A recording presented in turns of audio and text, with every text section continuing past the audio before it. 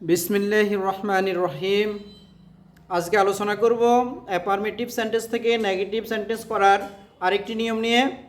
আমরা পূর্বে যে নিয়মগুলো আলোচনা করেছি ওই নিয়ম ব্যতীত যখন অ্যাফার্মেটিভ সেন্টেন্সে অক্সিলিয়ারি ভার্ব থাকবে সেক্ষেত্রে নেগেটিভ করতে হলে অক্সিলিয়ারি ভার্বের পরে নট বসাবো, অক্সিলিয়ারি ভার্বের পরে নট। আর উক্ত বাক্যে অ্যাফার্মেটিভ শব্দকে নেগেটিভ করব, অর্থাৎ যদি অ্যাডজেক্টিভ থাকে অ্যাডজেক্টিভকে নেগেটিভ করব, অ্যাডভার্ব থাকলে অ্যাডভার্বকে নেগেটিভ করব, যদি ভার্ব থাকে ভার্বকে নেগেটিভ করে কি করব, অ্যাফার্মেটিভ সেন্টেন্স থেকে নেগেটিভ সেন্টেন্সে আমরা রূপান্তরিত করব।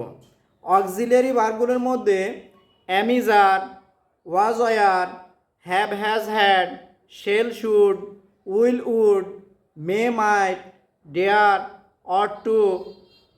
এছাড়া যখন এই ভার্বগুলো অক্সিলিয়ারি থাকবে না সেক্ষেত্রে আমরা তিনটি ভার্বের সাহায্য নিতে পারি।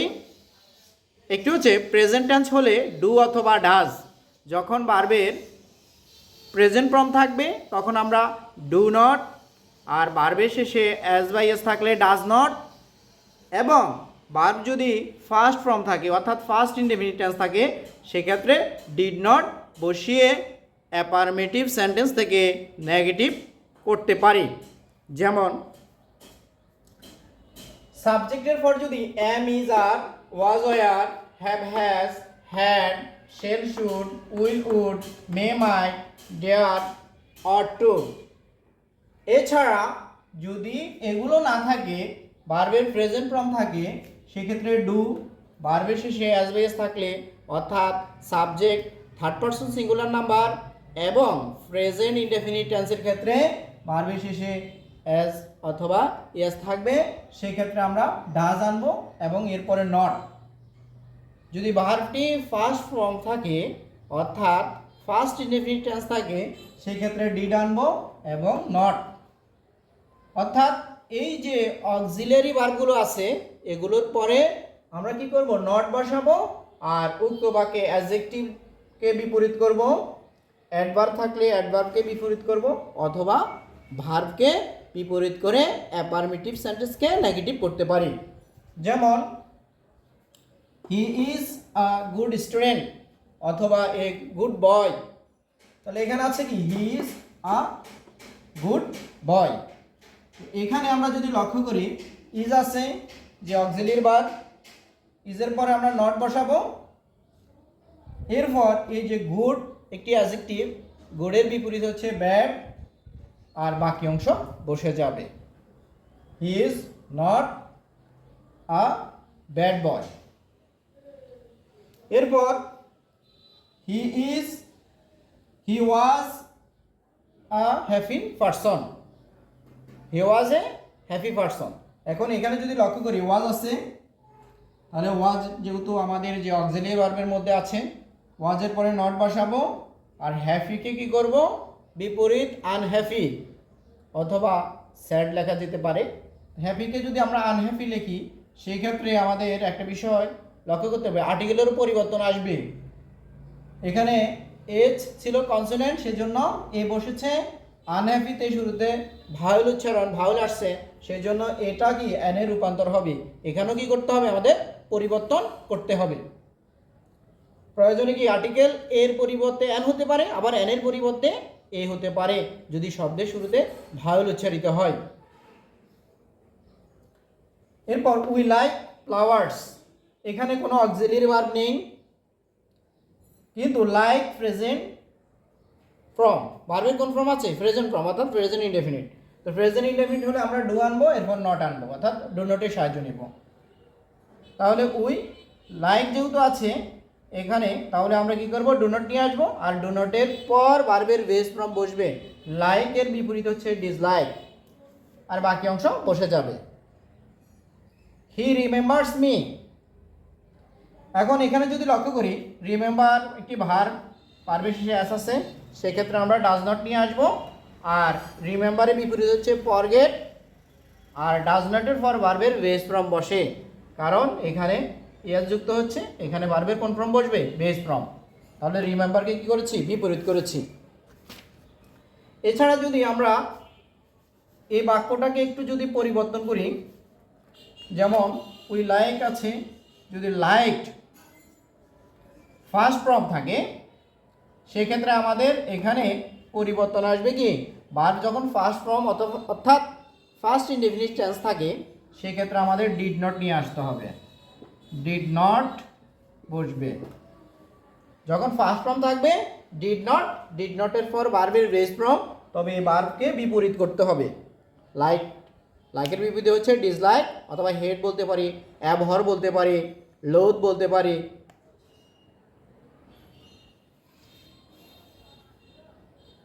আশা করি এই নিয়মটি আমরা বুঝতে পেরেছি।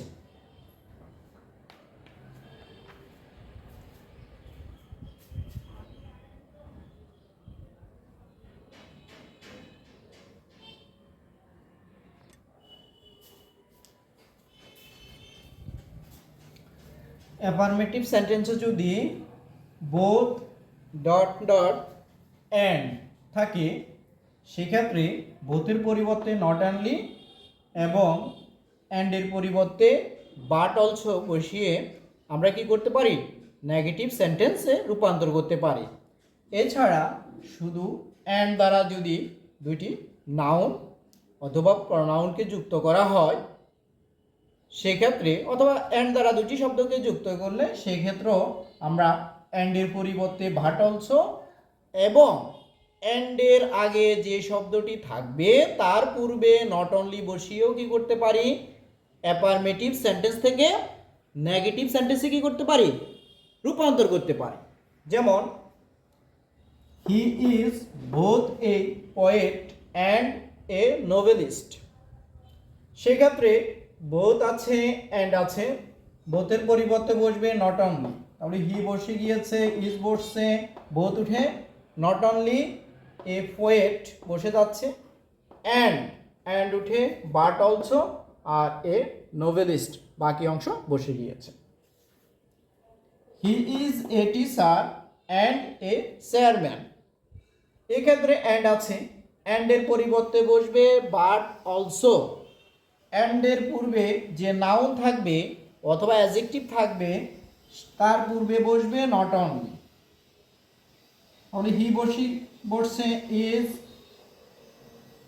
এ অ্যান্ডের পূর্বে যে নাউনটি আছে নাউন ফ্রেজ সেক্ষেত্রে আমরা তার পূর্বে নট অনলি বসাবো। তারপর কি করব, এ টিচার বসে যাবে আর অ্যান্ডের পরিবর্তে বাট অলসো বাকি অংশ বসে যাবে। তাহলে নিয়ম হচ্ছে অ্যান্ডের পরিবর্তে বাট অলসো, অ্যান্ডের পূর্বে যে নাউন অথবা অ্যাডজেক্টিভ থাকবে তার পূর্বে নট অনলি বসবে আর বাকি অংশ কি কোনো পরিবর্তন হবে না। এভাবেও আমরা কি করতে পারি, অ্যাফার্মেটিভ সেন্টেন্সকে নেগেটিভ করতে পারি। এছাড়া আমরা জানি ডিগ্রি তিন প্রকার, positive degree, comparative degree, superlative degree. সেন্টেন্সে যদি কোনো ডিগ্রি দেওয়া থাকে সেক্ষেত্রে নেগেটিভ করতে হয়, উক্ত বাক্যকে আমরা পজিটিভ ডিগ্রিতে রূপান্তর করব।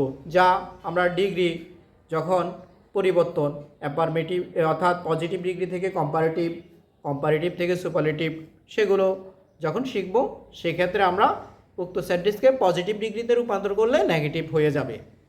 এছাড়া চিরন্তন সত্য বাক্য অথবা বৈজ্ঞানিক সত্য এই ধরনের অথবা কোনো বিখ্যাত ব্যক্তির উক্তি থাকলে নেগেটিভ করতে হলে আমরা ইন্টারোগেটিভ সেন্টেন্সে রূপান্তর করব। যখন ইন্টারোগেটিভ সেন্টেন্স আমরা শিখব সেক্ষেত্রে উক্ত সেন্টেন্সকে কী করব, ইন্টারোগেটিভ করলে নেগেটিভের অর্থ প্রকাশ পাবে। এছাড়া আমরা অ্যাজ সুন অ্যাজ যুক্ত বাক্যগুলোকেও নেগেটিভ করতে পারি। অ্যাজ সুন অ্যাজ যুক্ত বাক্যকে যদি নেগেটিভ করতে হয় অ্যাজ সুন অ্যাজ এর পরিবর্তে বসবে নো সুনার হ্যাড। যে হ্যাড যেখানে ভার্বের ফার্স্ট পার্টিসিপল সেখানে, অর্থাৎ হ্যাভ ভার্ব থাকলে ভার্বের কি হয়, ফার্স্ট পার্টিসিপল হয়। হ্যাভ, হ্যাজ, হ্যাড যদি থাকে এরপরে ভার্বের ফার্স্ট পার্টিসিপল হয়। তাহলে অ্যাজ সুন অ্যাজ এর পরিবর্তে বসবে নো সুনার হ্যাড, এরপর সাবজেক্ট এবং ভার্বের ফার্স্ট পার্টিসিপল, আর উক্ত বাক্যে কমার পরিবর্তে দেন বসাবো। সুনার কম্পারেটিভ ডিগ্রি, সেক্ষেত্রে প্রথম ক্লজের পরে কমা থাকবে অ্যাফার্মেটিভ সেন্টেন্সে, আর নেগেটিভ করতে হলে আমরা কি করব, কমার পরিবর্তে দেন লিখব। এভাবেও কী করতে পারি, আমরা অ্যাফার্মেটিভ সেন্টেন্স থেকে নেগেটিভ সেন্টেন্স করতে পারি। গুরুত্বপূর্ণ নিয়মগুলো আমাদের আলোচনা শেষ। আশা করি এই নিয়মগুলো পড়লে আমরা অ্যাফার্মেটিভ সেন্টেন্স থেকে নেগেটিভ সেন্টেন্সে রূপান্তর করতে পারবো।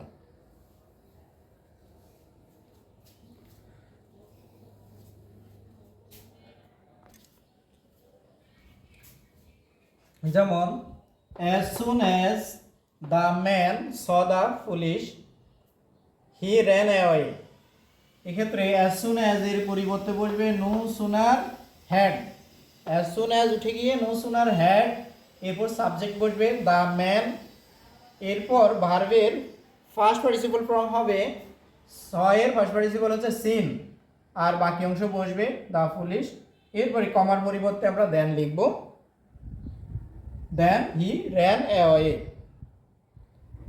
তাহলে as soon as এর পরিবর্তে no sooner had, এরপর সাবজেক্ট, ভার্বের এখানে থাকবে ফার্স্ট ফর্ম, করব ফার্স্ট পার্টিসিপল ফর্ম। আর যদি এখানে প্রেজেন্ট টেন্স থাকে উভয় অংশ, তখন বসবে no sooner হ্যাভও বসতে পারে, হ্যাজও বসতে পারে। সেটা কিসের উপর?